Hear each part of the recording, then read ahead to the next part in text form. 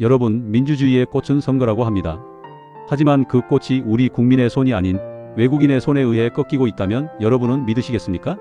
오늘 우리는 대한민국 정치 역사의 한 페이지를 장식했던, 그러나 너무나도 위험했던 숫자 하나를 다시 꺼내보려 합니다. 숫자 8913. 2022년 제8회 지방선거 경기도지사 당락을 가른 표 차이입니다. 단 0.15%포인트의 격차로 경기도의 수장이 결정되었습니다. 당시 선거 결과가 뒤집히던 새벽, 대한민국은 숨을 죽였습니다. 그런데 이 찰나의 승부에 개입된 보이지 않는 표심이 있었습니다. 바로 경기도에만 5만 1000명이 넘는 외국인 유권자들입니다. 단순 산술 계산을 해보겠습니다. 당락을 가른 표 차이보다 외국인 유권자가 5.7배나 많았습니다. 이것은 무엇을 의미할까요? 대한민국 국민이 아닌 이들의 선택이 경기도라는 거대 지자체의 행정권을 결정지었다는 뜻입니다. 이것이 헌법이 보장하는 국민주권의 원리에 부합하는 일입니까? 이제 법령을 현미경으로 들여다봅시다. 공직선거법 제15조 제2항. 영주권 취득 후 3년이 지나면 지방선거권을 부여한다는 규정입니다. 2005년 도입 당시 이 논의의 핵심은 제1교포였습니다. 일본에 거주하는 우리 동포들이 차별받지 않고 현지 지방선거에 참여할 수 있도록 한국 정부는 일본 정부의 참정권 부여를 강력히 요구해 왔습니다. 당시 한국 정부는 우리가 먼저 국내 거주, 일본인 및 외국인에게 투표권을 주면 일본도 명분이 생겨 제1교포에게 투표권을 줄 것이다라는 전략적 판단을 내립니다. 그런데 한국의 기대와 달리 일본은 제1교포에게 투표권을 주지 않는 쪽으로 결론을 내렸고 현재까지도 변화가 없습니다. 결국 화답을 기대하며 먼저 베푼 선의가 일본으로부터는 거절당한 상태로 20년이 흘렀고 남은 것은 일방적인 주권 퍼주기뿐입니다.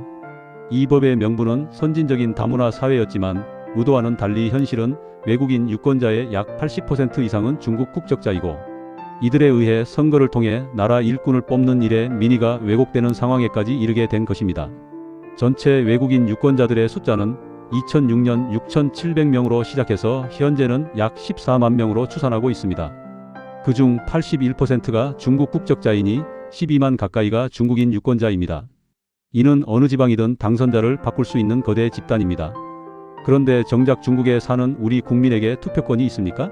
단 한 표도 없습니다. 20년을 거주해도 30년을 거주해도 중국은 외국인에게 참정권을 절대 주지 않습니다. 일본도 미국도 영주권자에게 일방적인 선거권을 주지 않습니다. 스웨덴 등 북유럽 국가와 뉴질랜드 등은 사회 특성상 외국인에게 투표권을 주기도 하지만 아시아에서는 우리나라가 유일하게 외국인에게 참정권을 줄 뿐만 아니라 특정 국가에 압도적으로 치우친 것은 큰 문제가 아닐 수 없습니다. 이것은 명백한 상호주의의 붕괴입니다. 국제관계의 기본은 기브 앤 테이크입니다. 우리는 안방의 빗장을 다 풀어줬는데 상대는 철문을 걸어 잠갔습니다. 국가적 자존심은 물론 국제적 형평성조차 상실한 일방적 시혜입니다. 과연 이것이 평등한 외교 관계입니까? 아니면 굴욕적인 양보입니까? 여기에 더해 최근 김은혜 의원이 지적한 치명적인 맹점이 있습니다. 바로 실거주 요건의 부재입니다.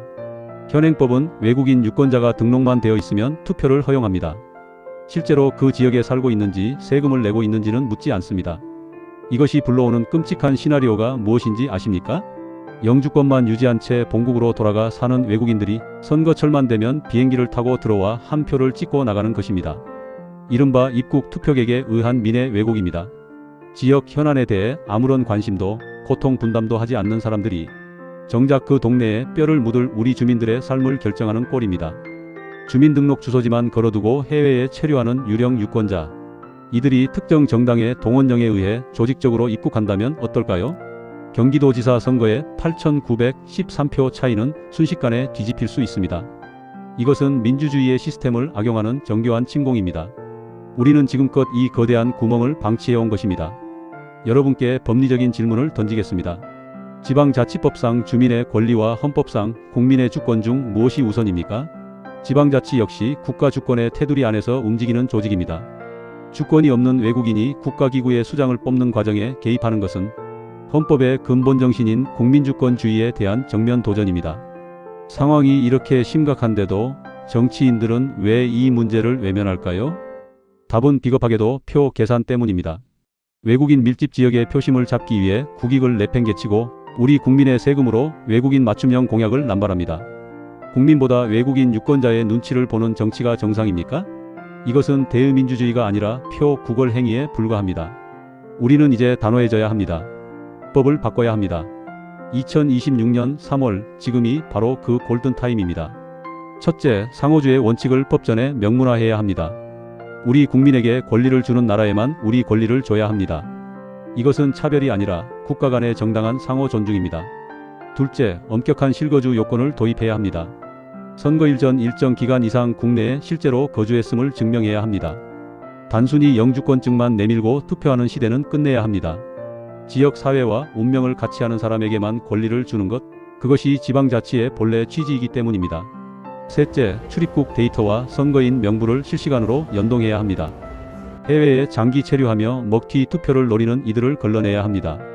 행정 편의주의에 숨어 국가 주권이 훼손되는 것을 방치하는 행위, 그것은 공직자들의 명백한 직무 유기입니다. 여러분, 8,913표의 경고를 잊지 마십시오. 우리가 무관심할 때 우리의 소중한 주권은 야금야금 갉아먹힙니다. 대한민국의 운명은 오직 대한민국 국민에 의해 결정되어야 합니다. 주권은 결코 나눌 수 있는 파이가 아니며 거래의 대상도 아닙니다.